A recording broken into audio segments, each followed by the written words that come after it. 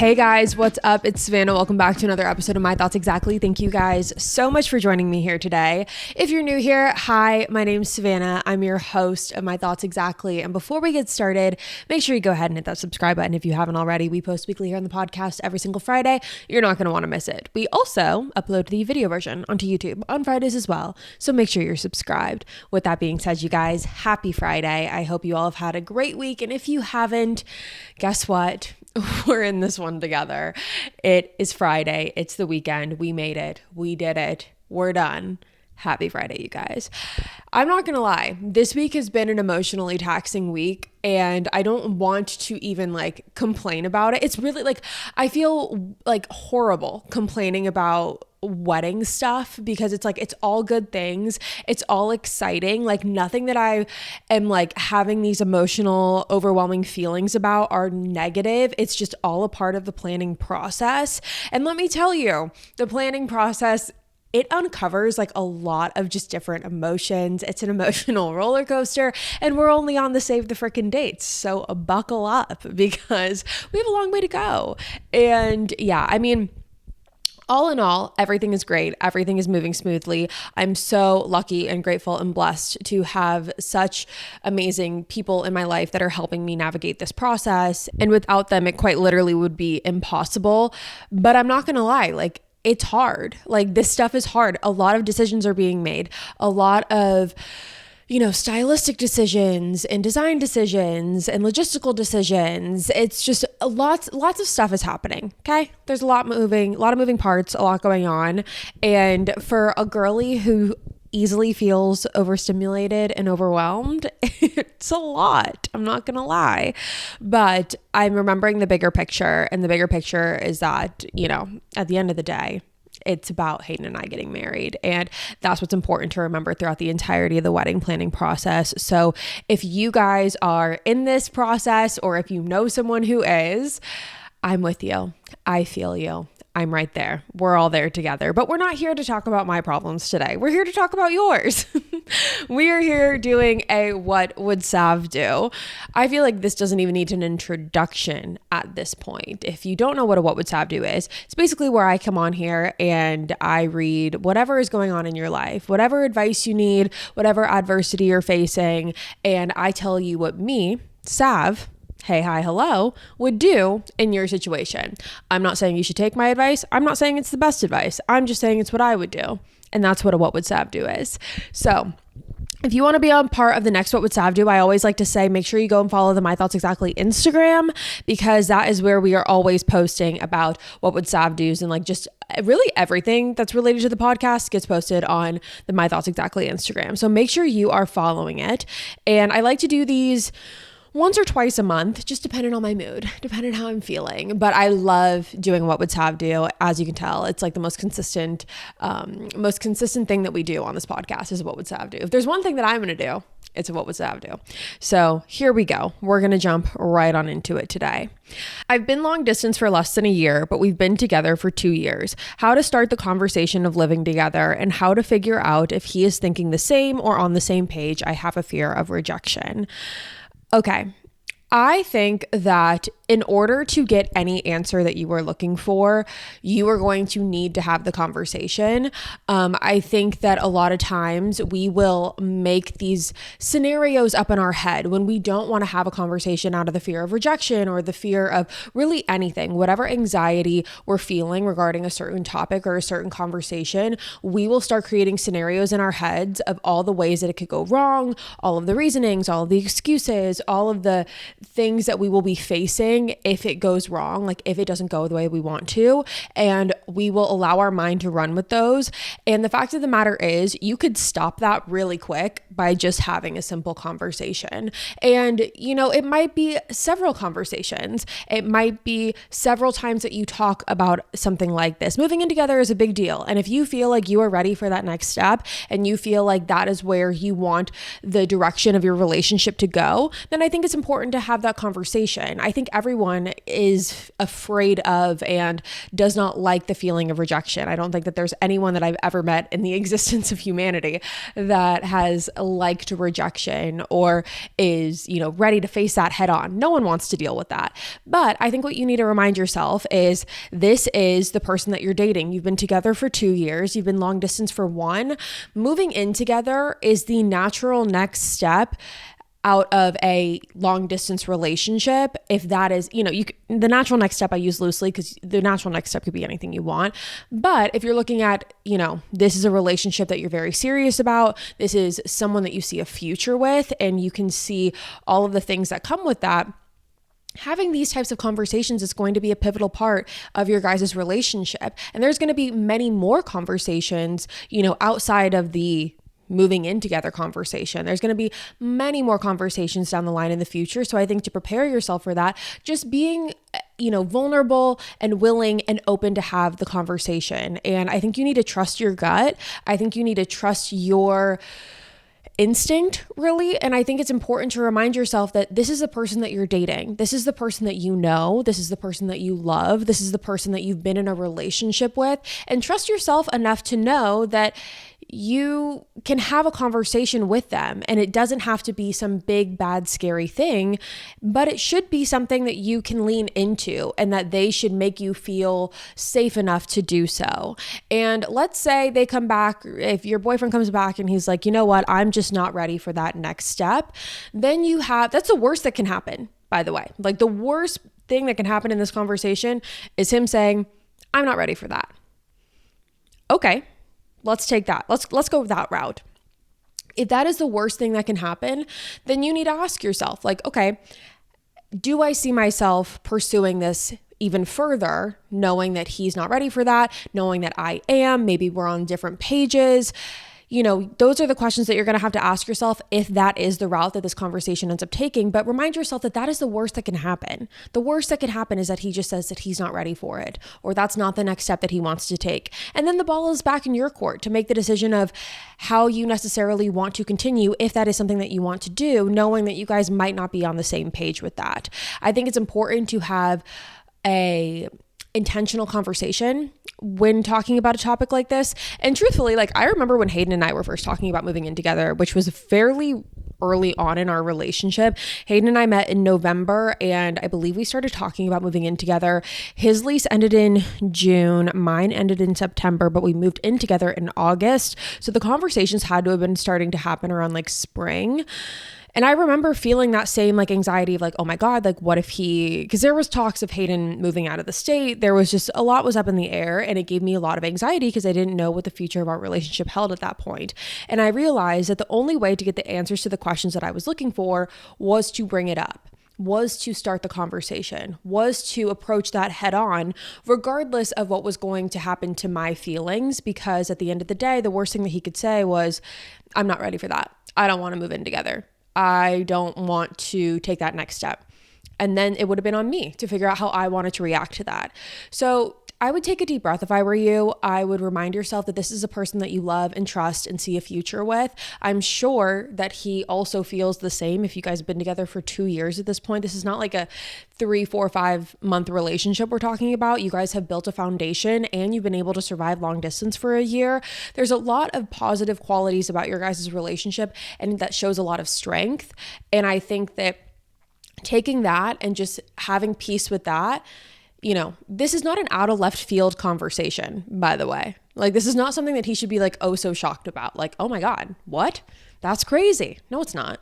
It's really not. It's really not at all. So just remind yourself that, and, take a deep breath and go into the conversation open-minded, get your points across, and you never know what's going to happen. And again, the worst thing that he can say is that he's not ready for it. That's the worst thing that can happen. And if that happens, then you get to decide what you want to do. But don't not have the conversation out of the fear of rejection, because then you're just going to create these scenarios in your head and go in circles around them. And that's not good for anyone. So that would be my advice. So this isn't exactly a what would Sav do, but when should your boyfriend be deleting your spicy photos that you sent years ago? Especially if I sent him photos when I was 17. When should they go? Okay. This is multi-layered, I think, because if this is your boyfriend, like if you're still dating, then my answer is very different than like if this is an ex. If this is an ex, your ex should delete the photos. I think that is just like once you break up, it's like once you're able to get like a sound peace of mind, then the photos should go. It's like automatic, like, okay, we broke up, the photos should go. Do I think that that's how everyone operates? No. Do I think it should be? Yes. If this is your boyfriend and you're talking about spicy photos that you sent years ago, I think that the ones from 17 and under, those need to go. No one should have photos of you when you were underage and you are not anymore. I think that is just weird to me. It gives me a gross feeling. I don't like it. If it is your boyfriend, I would tell him. I'd be like, listen, those are photos that, I was really young. I'd rather you not have those. And I think that he should be, emotionally intelligent enough to be like, yeah, that makes sense. Let me delete those ones. If they are, again, if we're going with this is your boyfriend that you're currently dating and you sent him photos 2 years ago, and let's say you were 20, I don't know how old you are, but let's say you're 20 or 2 years ago, you're 22 now, and you want him to delete the photos. I think that it's up to you, truthfully. I don't know if I would if you're asking me personally, I don't think that there's like a time frame to delete photos with someone that you're currently dating. But if it bothers you, then I think you have every right to express that. If him having photos of you at any time, even if you sent one yesterday, I think you have every right to go up to him and be like, hey, listen, like I would just rather you not have these on your phone. It just makes me feel weird. I don't like it. It makes me feel unsettled. Can you please just delete them?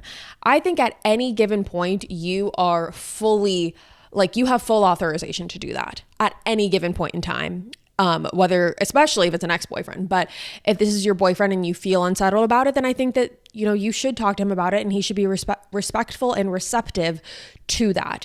I don't think that there's like any specific time frame like that needs to happen, especially if this is your boyfriend. But I think that if it makes you unsettled, then that's all that matters at the end of the day. So that's kind of my advice, is that just feel free to speak your mind, especially if this is someone that you're dating and you just feel uncomfortable for any reason. Like any given reason is an okay reason in this scenario. So that's what I would say. How to deal with overthinking even though he gives you reassurance when you need it.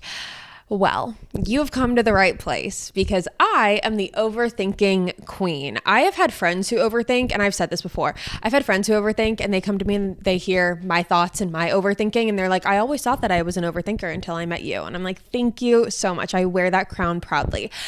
My whole thing with overthinking and what I've learned is that, first of all, no matter what I tell you right now, I know as an overthinker, as the queen of the overthinking club, mind you, nothing that I tell you right now is going to make you stop overthinking.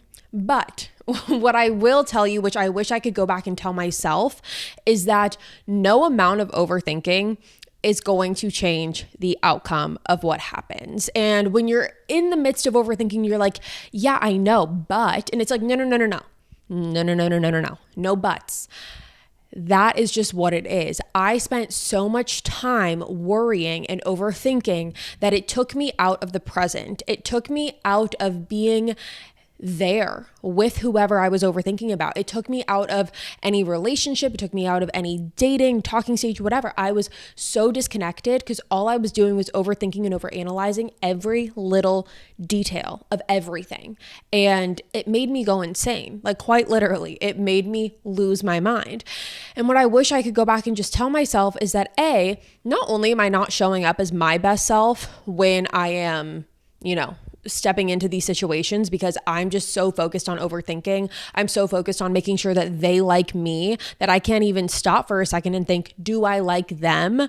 And also, again, no amount of overthinking is going to change the outcome of the situation, especially if you're with someone who is consistently reassuring you and you're with someone who is telling you all the things that you need to hear verbally.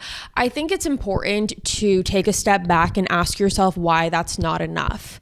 Is the reassurance not enough because it's not concrete enough? Because you feel like even though they're saying this right now, that might not be forever, or that might might not be what they feel in a day or a week or a month. Like, things can change.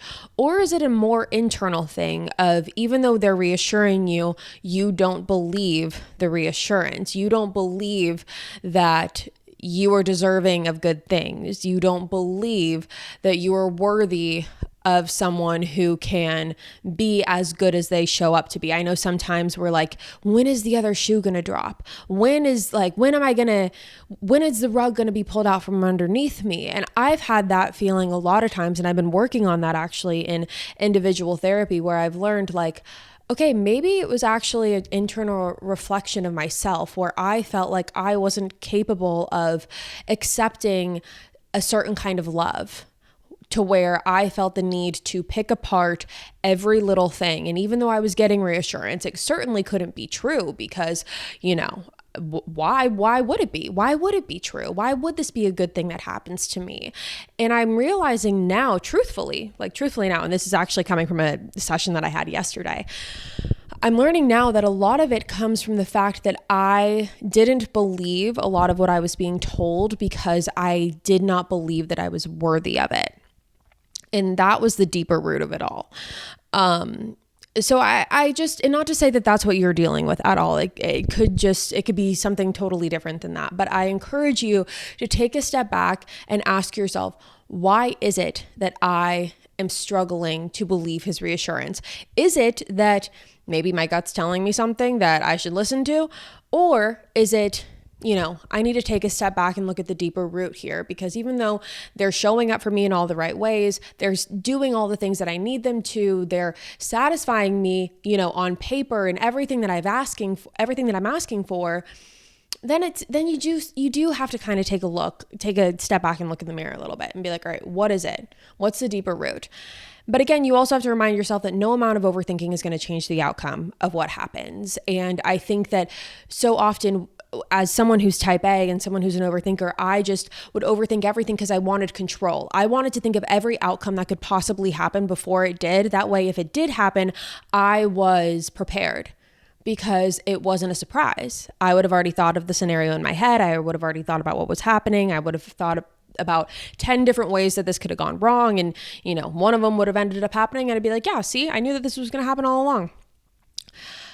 I really, really encourage you to not do that, because I think that A, it takes you out of being in the present moment, and B, if something is going to end, then it's going to end. And I think that you just need to have a little bit of faith and trust that everything's going to happen the way it's supposed to. Everything's going to land exactly where it needs to. And just allow yourself to be present and enjoy the ride, and, ride it out as long as you can. That would be my advice. And that would be, if I could go back and tell myself in the most overthinking moments that I've had, that's what I would say. And I would shake myself a little bit and just be like, knock it off. Enjoy, live a little. It's okay. You don't always have to have control. That's what I would tell myself. How would you support a family member who opened up to you about struggling with their mental health? Well, I think that this one is tricky, because I think that everyone's idea and definition of support is going to be different. Everyone's idea of what they could do to support someone else is going to be different. Everyone's idea of how they can show up for other people is going to be different. If I were in your scenario and someone has opened up about their mental health, again, I think it just depends on how deep they go into it. If they have asked anything of you in terms of, support and help and aid that you could give them. I would really just say, though, at the end of the day, what I would do if I was worried and didn't know how to show up for someone, especially a family member, I would just start with checking in. I think checking in goes such a long way. You always hear, check on your friends, check on your people, check on your loved ones. A text, a phone call, letting someone know that you're there, letting someone know that you care about them, letting someone know that you're there for them if they need anything. I think little things like that get so overlooked because people are like, oh, well, that's not enough. No, sometimes it is. Sometimes it is enough to just have someone be aware that they have people, that people care about them, and that people care that they're okay. I think, we forget about that because we think it's so minuscule in the grand scheme of things, when in reality, like, that goes a long way. So I think checking in, I recommend phone calls, but also just text throughout the week being like, hey, I was thinking of you, hope you're having a good day. Or like, hey, is there anything I can do for you this week to make your life a little easier? I think just showing your support for them by showing up for them is going to be really big and crucial. And I would just ask them along with that, like, I would, ask, but also tell them, like, I want you to know that I'm here for you. Whatever you need, I will be there. I support you. I love you. And I also just want you to know that you can always ask me if you need anything. You can ask me if I can do anything for you. Like, I just want you to know that I'm here. I think a lot of people just want to know that someone is there for them because the world is scary sometimes. And the world feels really lonely sometimes. And knowing that you have someone goes a really, really long way. So just asking someone how you can show up for them, because maybe they'll tell you something that you didn't think about. And even be like, I want to show up for you the best way that I can and the most, useful way that I can. So tell me what that is. So I would do that while simultaneously just checking in with them throughout the week. And I would start there. I'm back in contact with my ex because I sent him a message. Is it bad or it feels right? But I don't know. Honestly, why not? Why not? Do it for the plot. I say, sure. Hey, Sav, this is an update from my last one. I've moved on from my ex and he keeps texting me, but I forgot to mention he's blocked and creates multiple fake numbers. This is the same guy that got a random girl pregnant less than 2 months after our breakup. Run. Okay. Creating fake numbers, like, that's just so freaking childish. I remember doing that in 6th grade. Not me, but like other people that I knew would like do that shit in 6th grade. Like, that's just a crazy thing to do. I would just stay as far away as possible. 10-foot pole. Don't go anywhere near him. Don't answer. I don't know. That's what I would do. I wouldn't go anywhere near him. There's nothing good that's going to come from that, I promise. But thank you for the update. I appreciate it. I always like when updates come in because I like to keep up with your guys' lives too. I'm 34 and this girl I like is 21, but the feeling is mutual. But I don't know if the age gap is too crazy or not. To me, I think that that's a little bit of a big age gap. I'm not going to lie. I do think that that's a big age gap. 21 and 34. See, this is what gets me. When I think of like 21, I think about myself at 21 and I think about me dating a 34-year-old at the time. And I think that that would be crazy. I do. I think that that would be crazy of me. I think that that would be very wild of me.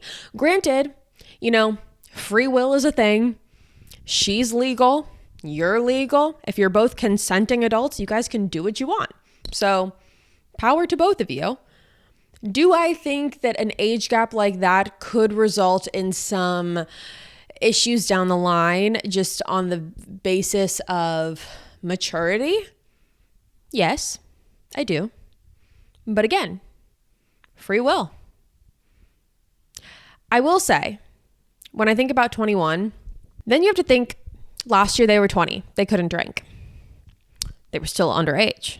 It's still not legal. The year before that, they were 19. 2 years ago, they were 19. That's a teenager. A year before that, 18. Year before that, 17. You just got to think about it like that a little bit. You don't have to, I guess, but I do. That's how I think. That's how my mind goes. I think that, at the end of the day, like I said, if she's into you and you're into her and you want to go for it, I'm not going to stop you. But do I think that this might not be something that is going to be long lasting because of the age? Yeah. I think that this is one of those things where age might play a factor. Granted, I would even say if like she was 25 and you were like, I don't know, what is that? That's like, what, 21 to 34 is what? Let's do math, Savannah. 21 to 31, 10 years plus 13 years apart. Is that what I'm getting? Yeah, that's 13 years. So if like, I don't know, that would be like I was going to say if she was 25 and you were like, what? That would be 38, 39. See, even that I think might be better, but it's just the fact that she's 21. To me, I don't know if I would like consider it. Well, I know I wouldn't consider it, but again, free will is a thing, and you're two consenting adults who can do whatever you want. So it doesn't really matter what I think. Should I quit my job after I graduate in May to go after my dream job to do social media for companies? Yeah, I think so. I think that, if you're in a position where you can do that and you're, in a state where you're like, I don't know, should I do it? Should I not? My whole thing is like, the other jobs will always be there. If you have a dream job, go for it. You can always get another job. But like, if you have a dream job, you have a dream you want to chase, go do that. Go do that. Because like all the other stuff will always be there waiting if you need a backup plan. Granted, I think that there's a lot of more logistics that go into it. You have to make sure that like your finances are in order and like you're in a position where you can do that. And maybe that's, you start applying now and you start figuring out what you want to do. But I do think that you should, because I think that at the end of the day, the other jobs will always be there. I do think that. And maybe they might be harder to get at that point. I don't know. I don't know what the state of the world is going to be like at that point. But I do think if you have a dream, you should go for it. I'm never going to tell anyone that they shouldn't follow their dream. Maybe you should see if this is something that you can do. If you could do both, like if you could manage doing both, if you could keep your one job and then add on doing the social media for companies job and work on both and then get yourself a little bit of more of a landing and a foundation at a social media job and then quit the first job. I think that there's multiple ways that you can go about it. It's just a matter of how it looks best for you and logistically how that works for you. So I do think that you should follow your dreams. Always. I think I'm a sucker for that. I just will never tell someone that they shouldn't follow their dreams and that they shouldn't go after what they want. But I do think that, maybe there's a way where two things can exist at the same time. You could have the one job that you do have, and then you can have your dream job, get your footing underway and then break off the first job and quit the first job. Or you say, fuck it. And you say, I'm going all in, and you go after the dream job. Both are very plausible, viable options. Let me know which one you choose. I want to try friends with benefits, but I'm very insecure and struggle with confidence. Any advice? Well, first of all, I want to make like a whole episode on friends with benefits because I feel like I have so much to say about this. I feel like I'm a seasoned veteran with friends with benefits. And I feel like I really, over the years, not anymore, obviously, obviously not anymore. I'm talking when I was like 18 to 22. And granted, there was a long-term relationship in there, but like before that and after that, like I feel like I was pretty good at mastering friends with benefits after some trial and error. So I feel like I would have a good amount to say about this topic. But here's what I will say. Friends with benefits is not for the faint of heart. Friends with benefits is hard. It is hard for someone who catches feelings. It is hard for someone who catches feelings easily. It's hard for someone who is in a state where they might feel like they want more reassurance or more validation. Like it's a hard position to be in because what you're doing is you're completely disconnecting sex and emotion. And the fact of the matter is as humans, we are not meant to disconnect sex from emotion. Did I say motion before? Emotion. I meant emotion if I just said motion. We're not meant to disconnect sex from emotion. And I think that as hard as we try to do that sometimes, naturally, what's going to happen is we are going to begin to develop feelings, especially if it is someone that we already have a friendship with, where feelings of likeness are already there. I think that friends with benefits is fine 1, 2, 3 times. Once you surpass a certain number, feelings are going to begin to develop because what you're doing is you're having a friendship with someone and sleeping with them. That's hard because disconnecting that is almost like it's just almost going against human nature in a way, because when we talk about relationships and dating and talking stages, what you're doing is finding someone that you like and having a romantic relationship with them. Typically you like your friends and then you're sleeping with them. It's hard. It gets messy. I think it's possible, but I think it's difficult. And I don't know if I agree. I feel like just based off of what you said, I think that you would have a hard time with it. I'm not saying that you shouldn't try it. If you like are like, no, like I want to try it. Like this is something that I want to try. I want to see how it would be, whatever, then go for it. I'm not gonna stop you. I'll make a whole episode about it. We can talk about it there. But I just feel like from my experience and what I know about myself, like I was someone who I was very easily, I convinced myself that like, I was like, oh, I don't have feelings. Like, this is fine. I can be a friends with benefits. Like, I would be perfect for this. This is like right up my alley. Da da da da. Friends with benefits is different from a one night stand. And I think that is like the main thing that we have to remember here. This is not someone that you're meeting for the first time, sleeping with them and never talking to them again. That is where like it's kind of easy to disconnect easy to disconnect sex and emotion. But when this is someone that you're friends with, someone that you have a trusted bond with, which is typically what one of the benefits of friends with benefits is that it's not a random stranger. If it's someone you have a bond with, someone that you are affiliated with or like to a certain degree, and then you add in sex, it's hard to keep those disconnected. I remember my friends with benefits one of them turned into a total, like it was like a dumpster fire because it was just like having to manage feelings of, oh wait, I actually think that I'm liking him more than a friend now because we're doing all of the things that not friends do, doing all the things that like romantic couples do, but we're still just friends with benefits. And I don't know how he feels, but I'm not supposed to feel this way because we're just friends with benefits. And I told myself I wouldn't catch feelings. It's a hard mental game because you're convincing yourself that you should not be feeling a certain way when naturally you probably will. And so sometimes you take a look at yourself and you're like, why am I feeling this way? Like, I shouldn't be feeling this way. I thought that I'd be able to handle this. And the truth of the matter is, some people just aren't built for it. And I don't think that I was built for it. I know I wasn't built for it, but I was like, no, I can do it. I can do it. No, I couldn't. No, I couldn't. And I'm not warning you, but I'm giving you like a glimpse into some of the downfalls of it. I mean, the benefits of it are, again, it's someone that you can kind of trust, quote unquote, trust with sleeping with them and not like a no strings attached.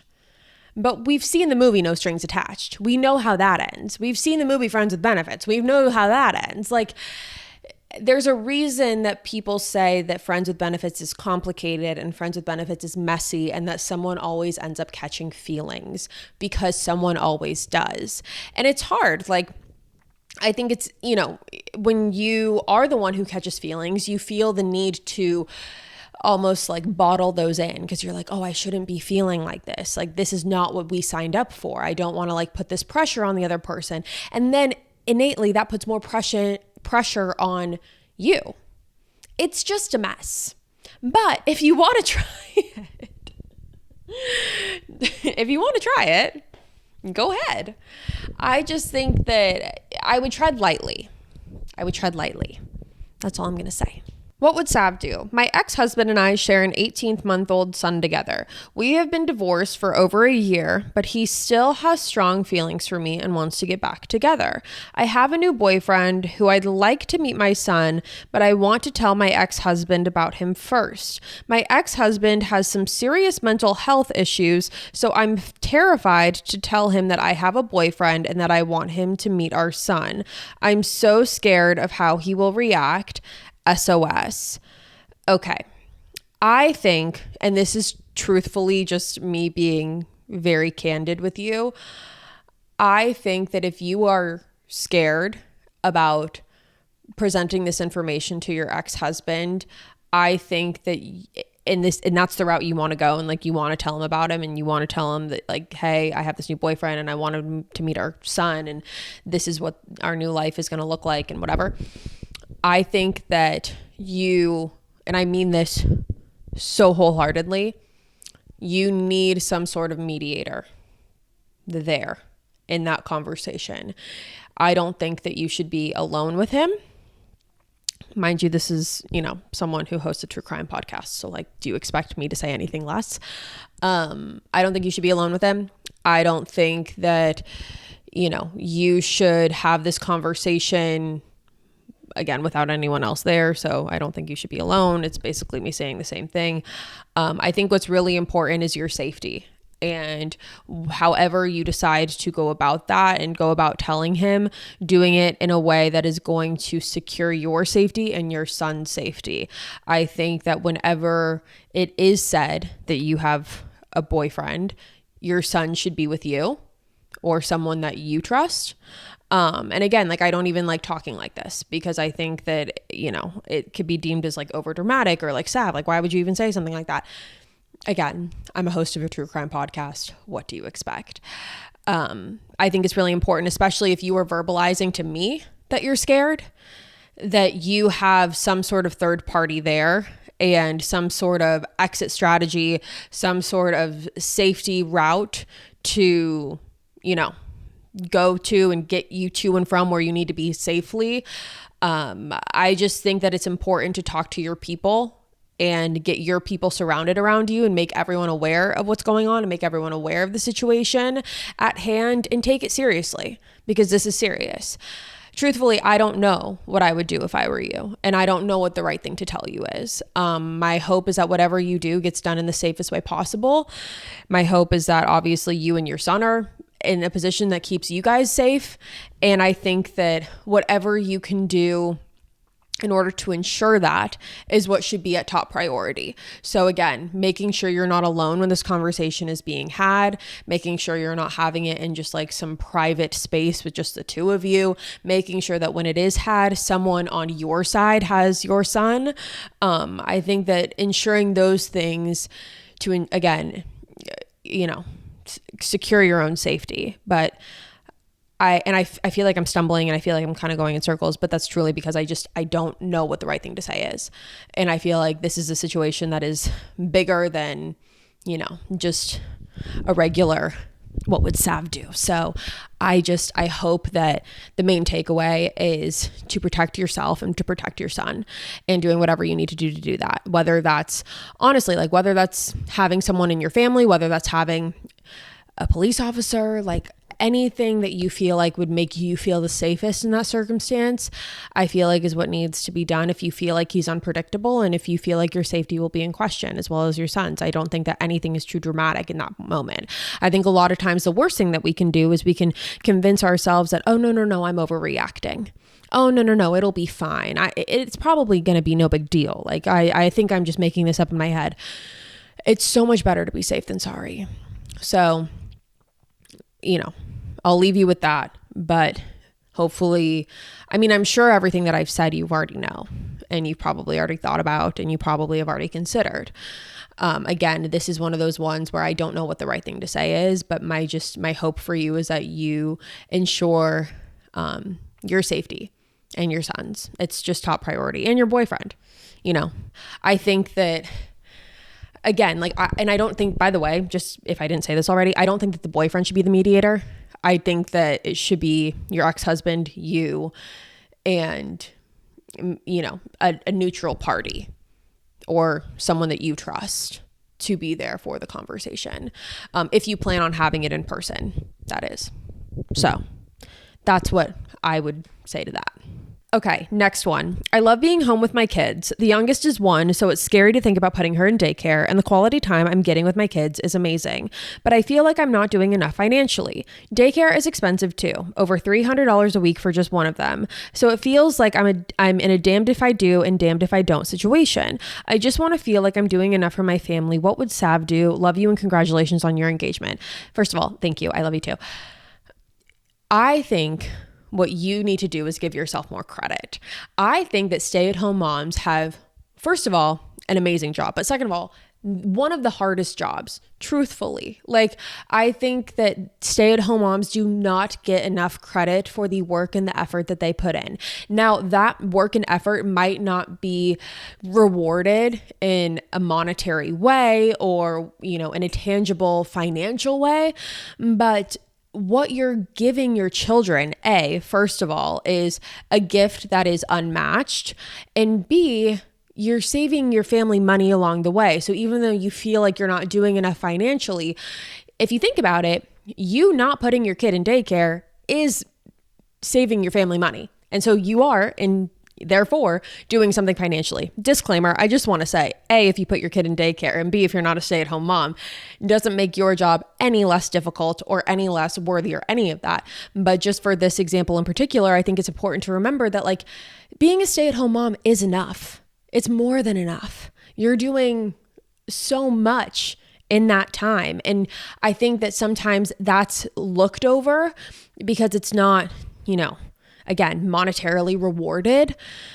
But what you're giving your children and having the opportunity to do that is such a blessing, and it's such an amazing gift. And I really would, if you're happy doing that, then I would lead into that and I would allow yourself to be happy doing it. And you're saving $300 a week on daycare. So you are doing something financially. It's just about perspective a little bit if you think about it. Granted, if this was a question of, I'm a stay-at-home mom, I'm love my kids obviously, but I want to go do something more with my life, then this would be a different conversation. But you said you're happy and you said you love doing it.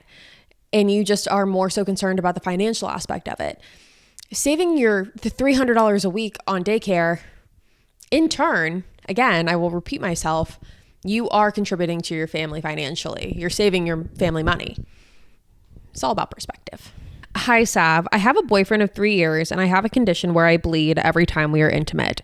I panic every time and doctors haven't been able to fix it. Not being able to control this is making it hard to accept. I feel guilty for not wanting intimacy. How do I let go and not let it affect the relationship? Well, first of all, I want to say that I feel for you big time, because anytime there's any sort of medical question or you feel like you don't have the answers for something that's going on in your body and you feel like doctors aren't giving you the answers, I know how incredibly infuriating that is and how incredibly frustrating that is, especially when it is impacting, in your opinion, your relationship. I think that, I could sit here and tell you to get out of your head. That's probably not going to happen, or that probably wouldn't be the best piece of advice, even though I think that that's probably the number one thing, is you're probably really in your head about it. If I were you, and I'm sure you have, and if you haven't, then I would suggest this. I would suggest having a really honest conversation with your boyfriend and just being like, look, I'm frustrated. I feel like I don't know what's going on with me. I feel like this is so out of my control, and I feel like no one's giving me the answers that I need. And I feel like it is inadvertently affecting our relationship on a multitude of levels and for a multitude of reasons. And I'm afraid that it's going to negatively impact our relationship over time. I think that, again, you should trust that you're with someone who will love you through this, because I think that, when we're in it, it's like, oh my God, this is the worst thing ever. Like, I can't believe this is happening. And this is not to minimize what you're going through whatsoever, or diminish your feelings about it, because I can understand how frustrating that is and how much it affects you. I totally get that. But I think it's also important to have the conversation, like I said, with your boyfriend, and trust that you are with someone who is going to love you through anything, no matter what. And I'm sure that once you have that conversation, it will be almost like a gateway to feeling a little bit lighter about this, because I feel like when you're dealing with it, the worst thing you can do for yourself is to just deal with all this internally. Like, this is just what I'm dealing with, and this is my thing, and it's my issue. Allow your boyfriend to be a part of that. Like, allow yourself to open up that door to have that conversation with him, to be like, hey, I'm struggling. And this is what I'm struggling with. I don't know when it's going to get better. I don't know how. I don't know what the doctors are going to say, but this is something that I'm struggling with, and it's affecting me in this aspect of our relationship. Let's figure out how we can work around it. And again, I think that that's going to come down to comfortability. I think it's going to come down to you getting out of your own head a little bit. And I think that your boyfriend, it's going to also be kind of his, not job, but it should be something that he also mentions to you that can give you that reassurance and that comfort of it not bothering him. Like, I think that it would be nice if you probably heard from him, like, hey, I know that this is really bothering you. I know that this is something that affects you. And like, I'm really sorry that this is impacting you as much as it is, but I want you to know that I love you. And like, no matter what's going on with all of this, I want you to know that it doesn't bother me and it doesn't affect me. And I'm just focused on you and making sure that you're, comfortable and happy. And that's all we can really hope for right now. And so I think that just having a really open, honest conversation and discussion would be, in my opinion, the next step in this to kind of getting yourself out of your own head. Because I think, like you can have talks about it and you can be like, oh yeah, this is my thing. This is what I deal with. It's frustrating, whatever. But like having a legit, honest, heart to heart about it. And maybe you already had one, have another one. Keep talking through it, because I think the more you talk through it and the more you understand that he and you are on the same page and you both love each other and you both are going to work your way through this together. Again, I think that will help get yourself out of your head. And I think that there's that way to look at it. And I also think that some people might just say, no, like just keep going on and keep pretend like it's not there and just, fake it till you make it kind of deal. And, you'll work through it and whatever. But I think that if it's something that is impacting you so much and you're internalizing those feelings, I think it is really important to vocalize that. Okay, next one. What would Sav do? I think it's starting off, I quite literally love you. I've been following since the beginning. I love you too. So my boyfriend and I have been together for 10 years in June. However, it really brings me down when I, who live in Maine, want to go see my dad who lives in Arizona, and my man doesn't want to go with me. He's all for me going, but never wants to come with. I understand we are trying to save money, but I know if the tables were reversed, he'd want me to go see his mom. Both my mom's side of the family and his mom's side of the family live here in Maine. Help. What would you do? First of all, well, I know I already said it, but I love you so much. But first of all, if my boyfriend of 10 years was not going with me to go see my dad who lived in Arizona, I would be annoyed. I think you have every right to be annoyed. And I don't think that maybe he doesn't have to go with you every single time, but going with you every so often is important because that's so great. Everyone all lives in Maine and you guys can all, first of all, I love Maine, by the way, but you can all see each other in Maine and everyone's local and that's great. But your dad lives across the country and it's important. If it's important for you, at the end of the day, the bottom line, if it's important for you, it should be important for him. And I think that needs to be articulated. And I think you need to express like, hey, listen, I really want you to come with me to see my dad. And it's important for me for X, Y, and Z reasons. It's important for me that you have a relationship with him. It's important for me that you show up for me in this way. And if the roles were reversed, you would want me doing the same thing for you. And so you don't have to come with me every single time, but I would like you to come every once in a while because it makes me feel good. So that's what I would say. And I think, again, you have every right to say that. And it doesn't have to come off as like, I feel like the way that I'm saying it kind of comes off a little bitchy, but I think that you can say it in a way that's very neutral and just be like, hey, listen, it hurts my feelings when you don't come and see my dad or when you have no interest of coming and seeing my dad with me. I want you guys to have a relationship. Obviously, you guys have been together for 10 years. So that would be something that would be important for you and for you guys to have. So I think you have every right to say that. Okay, last one that we have today. This actually just came in. It says, hey Sab, I'm really struggling with getting off of birth control. My mood swings are hitting hard and they come on so fast that I don't know how to control them. It's been about a month since getting off and I still haven't had a period yet. How long did it take for your periods to go back to normal? Also dealing with bad hormonal acne again. So if you have any good tips, that would be great. Love ya. Love you too. First of all, I know we've talked about this so many times on this podcast and my journey with hormone or getting off of birth control and all of the things that come along with it. I am now birth control free, I guess, or off of birth control for, I believe it's been 2.5 years.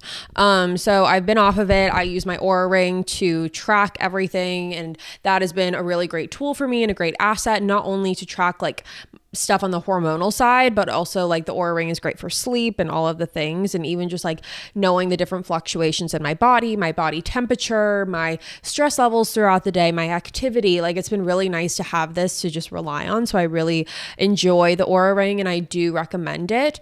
If that is something that you're interested in looking into.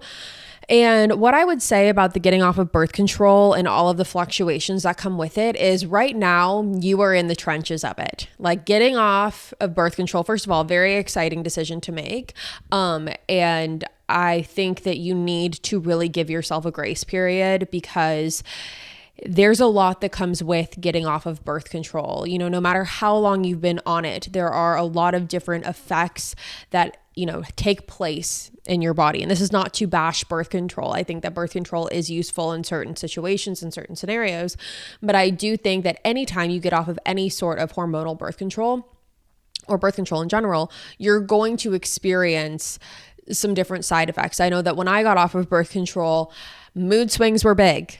Mood swings were really big. But what I noticed is that it was easier for me to be like, okay, I recognize why this is happening. I know why I'm feeling the way that I'm feeling. And it's because my body is trying to regulate itself and figure itself out. Like this is a shock to your body. Like if you think about it like that, like you're taking away something from your body that was like, you know, giving all of these things and all of these things were happening to your body.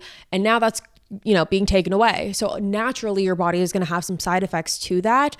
But for me, what was easier to remember is the fact that like I had an answer for what was happening. Even if I didn't like what was happening, I was like, okay, at least I have an answer for this. And I also knew that there was a bigger picture to it and that in the long game, everything was going to, you know, stabilize and smooth over. And I will say that after, I think it was probably like 4 or 5 months, I would say that I felt a little bit more leveled.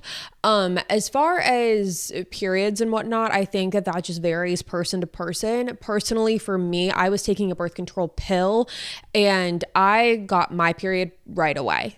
Like right when natural cycles and the Oura ring said that I was going to get it, it was like that next month I got it. So, I didn't really, you know, that, like I said, like it's going to affect everyone differently. It didn't affect me in that way.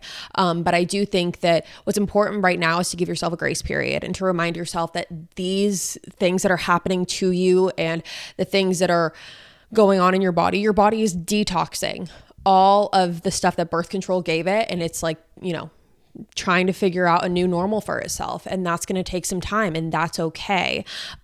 Be nice to yourself, be kind to yourself in these periods. Remind yourself that, you know, this is just what needs to happen. This is normal. Everything that's happening right now is normal. And you just have to kind of navigate through it the best that you can. And whatever that best looks like for you is good enough. Like just give yourself a little bit of grace because there's so much that goes on with our bodies as women in general. And then you have birth control and then you come off of birth control and then it's like your emotions are everywhere. And then, you know, I remember there were so many times where I literally felt like I was going to punch a wall. I was like, I am going to lose my mind. And that stopped again, like after like 4 or 5 months or so. And I feel like, you know, even with all of the stuff that happens after you get off of birth control, the side effects that come with it, I wouldn't change it. I wouldn't change it at all because on the other side of that, I feel so much better. As far as the hormonal acne, I go back to what I said last week about going to see a dermatologist for it. I think that going to see someone who can actually specialize or who specializes in that and someone who can point you in the right direction is going to be your best bet. And then other than that, just giving yourself time and grace and kindness and love because you deserve that. And there's a lot of things happening in your body right now. And you just deserve to be able to like be there for yourself and remind yourself that everything that you're feeling is okay. You're not crazy. You're not losing your mind. You're not going insane. You're not spiraling. There's a reason for all of it. And so hopefully knowing that will give you a little bit of calmness. So that's what I will say. But anyways, you guys, I've been talking now for almost an hour. So we're going to end this one here. Thank you guys so much for tuning into another episode of My Thoughts Exactly. Again, if you're new here, make sure you go ahead and hit the subscribe button. The way you never miss an episode. We post weekly on the podcast every single Friday, like I said, and you're not going to want to miss it. So make sure you are subscribed. I'll be back next week and I'll see you then. Bye guys.